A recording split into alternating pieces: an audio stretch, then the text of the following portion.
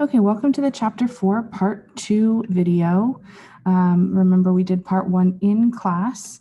So part 2 is going to talk a little bit more about standard form. We looked at vertex form, so we're going to look at standard form and graphing in standard form, and then converting from standard to vertex form. And then lastly, we'll talk about calculating regressions. Remember we did this for lines, and now we're going to learn how to do it for quadratics or parabolas. So standard form, that's the first definition of quadratic that we looked at, which is ax squared plus bx plus c, where it is not factored. It's all multiplied out, and we have an x squared, potentially an x, and potentially a constant, but it has to have the x squared. So what we're going to do is on our graphing calculator, we're going to find the vertex, axis of symmetry, maximum and minimum value, as well as the range, and it should say the domain and range for this function. So we're going to use our calculator, and the first thing we're going to do is put our equation into our y equals. So we have 2x squared plus 8x minus 2. And what we want to find, let's find the vertex first. And from standard form, the vertex is not immediately visible. We'll be able to calculate it by the end of this lesson. But to find it right now, what we're going to do is use the table feature that we started looking at last class. So we're going to do second table. And remember, the vertex is where our axis of symmetry is. So what I'm looking for in my table is I want these numbers to go up or down. So these are going down, down, down, down. And so I'm going to try to find where they start going back up. So I'm going to click up on my table. -10, still going down, -8, -2. So they started going back up. So what we can see here is that what we've found is where our table is symmetric. So these values, -8 and -8, -2 and -2, 8 and 8, represent the symmetry of our graph. And the middle, the one that doesn't have a copy, is our vertex. So our vertex here is -2, -10. Now we used our axis of symmetry in order to find the vertex. So we can say that our axis of symmetry, and I'm going to remind you, our axis of symmetry is not a number, it's a line. So it's x equals -2. You will not get credit for saying that the axis of symmetry is -2. You have to say x equals -2. Okay. Our maximum or minimum, let's look at what this graph looks like to find our maximum or minimum. And so if we look at the graph now, we can see that it's opening upward. We can also see that because our a value, that 2, is still our a value. Try this again. There we go. 2 is still our a value, which is positive. So it should be opening upwards, which means we have a minimum. So our minimum value, this one is not an equation, it's just the value. Our minimum value is -10. And then lastly, we want to find the domain and range. Well, we said the domain for any quadratic function will be -infinity to infinity. And the range for this function, we start at -10 and we go up. So that's going to be from -10 to infinity. Okay, let's take a look at our next slide.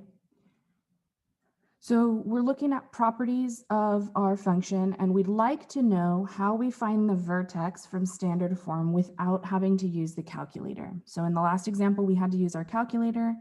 If I don't want to use the calculator, then what I can do is I can use this axis of symmetry formula. We still know all of the properties from before. A is positive, it opens upward. If A is negative, it opens downward. But now this axis of symmetry has a new formula. X equals negative b over 2a. X equals negative b over 2a. But x also equals h. So that means h equals negative b over 2a. So now we have a formula for our axis of symmetry. But we also have a formula to help us find our vertex. Because if I have an XY table, my vertex, right, was HK, which means if I can find H, then I can substitute it into my function to find K. And that's what our next bullet point says. It says that once I have my H value or my X value, to find K, I just find the Y value that goes with it. So K equals f of H. Or we can look at that as f of negative b over 2a. So once we find negative b over 2a, that is our x coordinate of the vertex, or the axis of symmetry. So then to find the y coordinate of the vertex, we substitute that into the function. There's one piece of information that we get from standard form that we did not get from vertex form, and that is the y-intercept. The y-intercept here is 0, c. Okay, now from vertex form, we don't necessarily see this. So when we're looking at standard form, that last number at the end of our function is the y-intercept. If we let x be 0, f of 0 equals a times 0 squared plus b times 0 plus c, this would be 0 plus 0 plus c. So that's how we can see that our y-intercept will be 0, c. Okay, now all of these apply whether the parabola opens upward or downward. We're going to use the same formula. The difference will be whether our vertex is a maximum or a minimum. Okay, so let's take a look at why this works. If we take our vertex form and we expand it, then what we would have to do is we have to multiply out or FOIL the x minus h squared.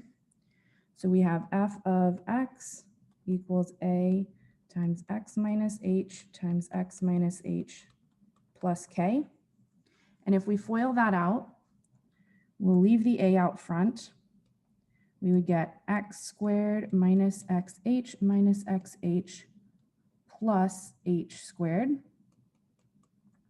or a times x squared minus 2xh plus h squared plus k. Oh, that's the wrong place for the parentheses. There we go. And that's how they get this next step. So if we expand or we FOIL out our vertex form, then we can simplify this into standard form. And in standard form, we can line up our variables and we can see that a is a, that didn't change. B is negative 2ah, and C is ah squared plus k. Okay, so we can find our vertex formula.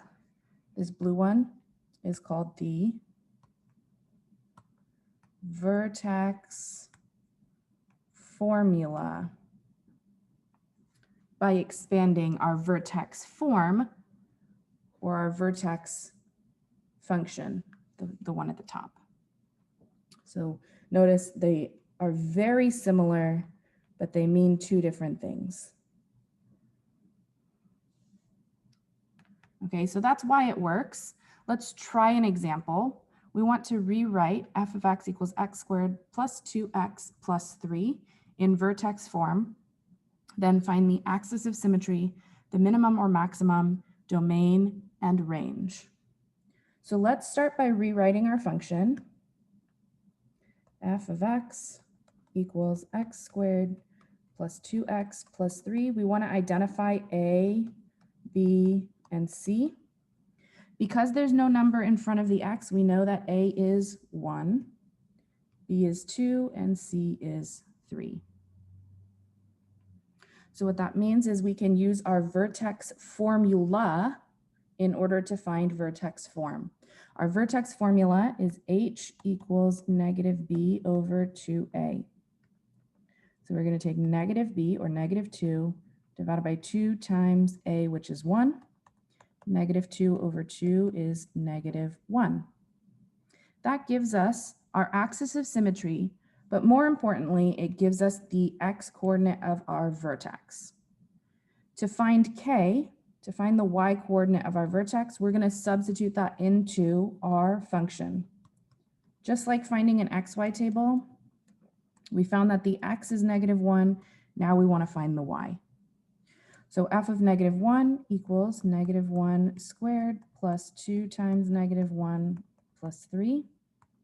Negative 1 squared, negative 1 times negative 1 becomes positive 1, minus 2 plus 3.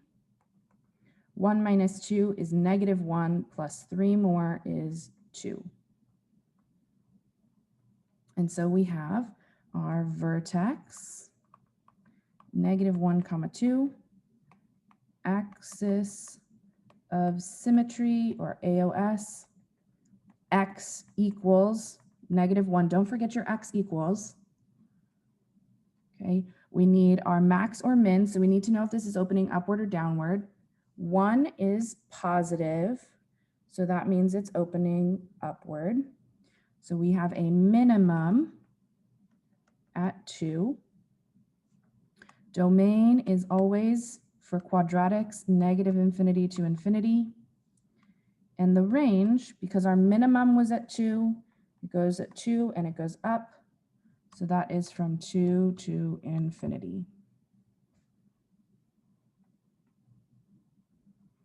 Let's just read through the directions to make sure we answered all parts. Rewrite it in vertex form. Oh, we have not done that.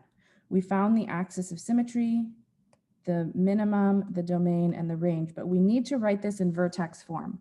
So vertex form, remember, was f of x equals a x minus h squared plus k. Well, a we have as 1. Oops. A is 1, so that's 1. H is negative 1, and k is 2. So our vertex form is 1 times, we don't have to write the 1, x minus negative 1, which is plus 1. Don't forget your squared here. That's one of the most common mistakes, plus 2. There's our vertex form, and now we've answered all parts of the question. Okay, so we substitute and simplify. Okay, next let's take a look at an application for this. Campers at an aerospace camp launch rockets on the last day of camp. The path of rocket 1 is modeled by the equation negative 16t squared plus 150t plus 1, where t is time in seconds and h is the distance from the ground. The path of rocket 2 is modeled in the graph to the right. Which rocket flew higher? Okay, so we don't really need to sketch the whole graph of our rocket, but we know that our first rocket here, or rather our second rocket here, has its maximum height at the vertex, and that is 6, looks about 580. We're going to guess that that's approximately 580. Okay, we can find that exact value if we need to, but let's find what will be the maximum height of our rocket 1 from the equation that was given.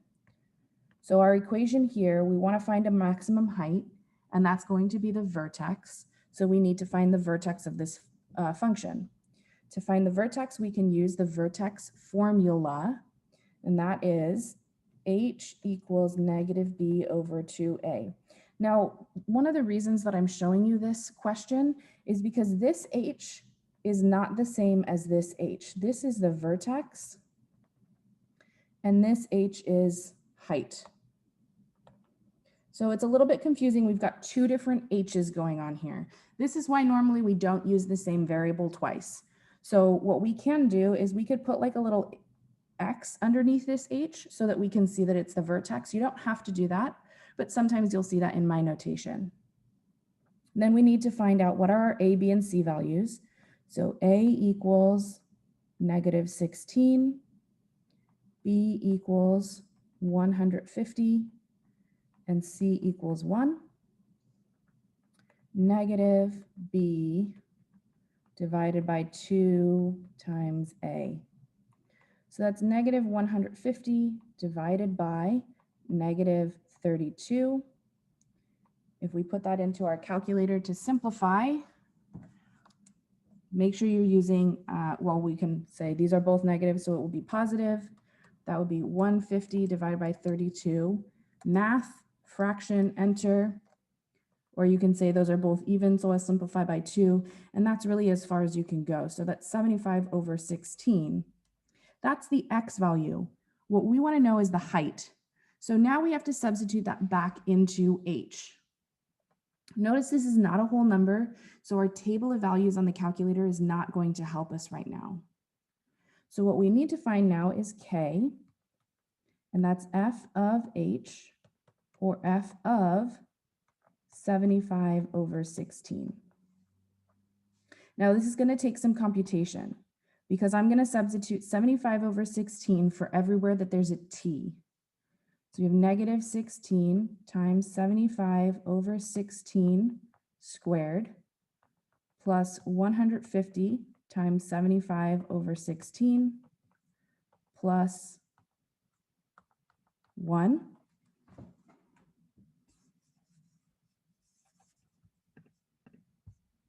Again, we're going to go to our calculator, and into the calculator, we're going to type exactly how we have it written. So we have negative 16 parentheses 75 divided by 16 end parentheses squared plus 150 parentheses 75 divided by 16 end parentheses plus 1, enter. Now, if you typed it carefully, you will get the correct answer here, okay? If you didn't type it as carefully, you want to make sure that you logic check your answer, okay? If you got a negative number, that doesn't make sense. That's basically what you wanted to check, okay? So if we look at this, we know that this is approximately 352.56, which is definitely less than 580. So we can say rocket 2 flew higher.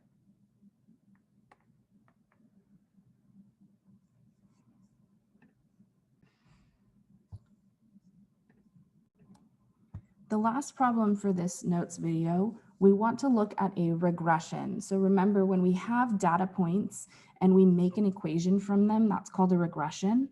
And so now we're going to look at making a regression for quadratic graphs. So not a line, but a parabola.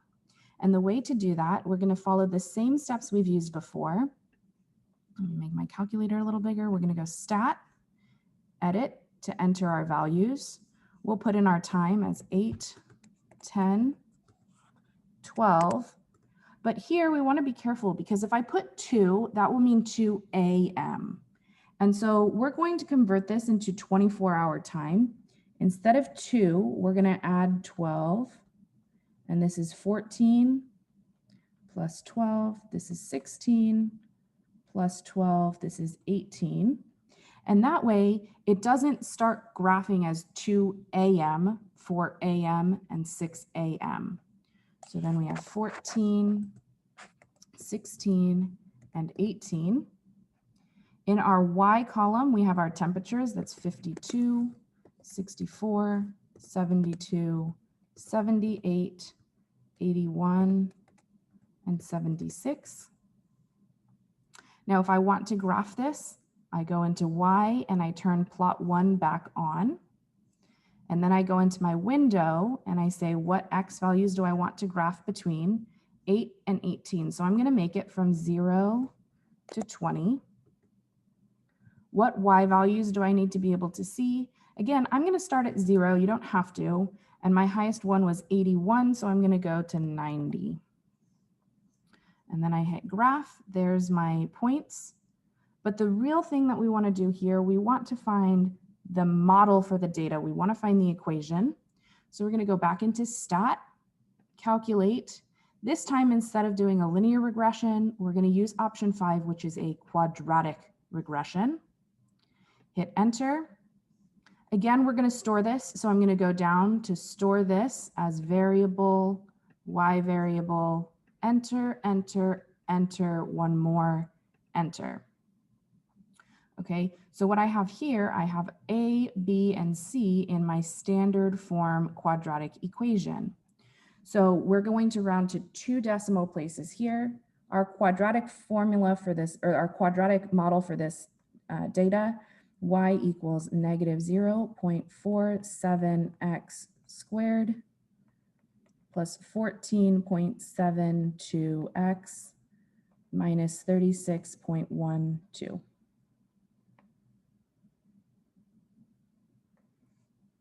And then we say, use your model to predict the high temperature for the day and what time does that occur at. So now we want to use our graph, and this is probably new for many of you. We're going to calculate the maximum. So we would do second, calculate. Calculate is kind of between zoom and graph, but you have to do second, calculate.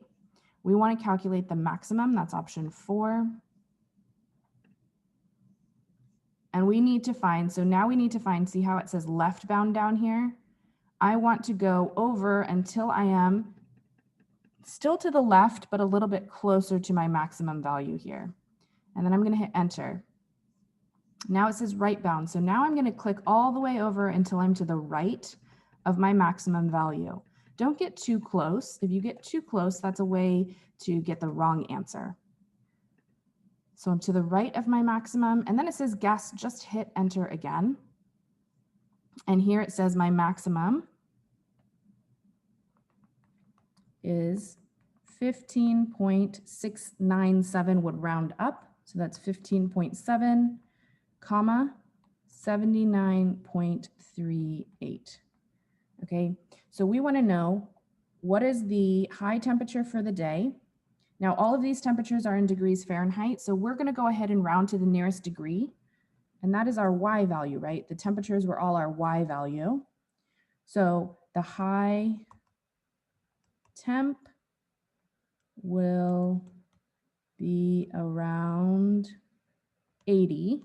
We know that it was 81, right? But our model says it'll be around 80 at 15.7, that's close to 16, which is around 4 p.m. Okay, so we know that this 4 p.m. 81 degrees was the high for the day. Okay. Your homework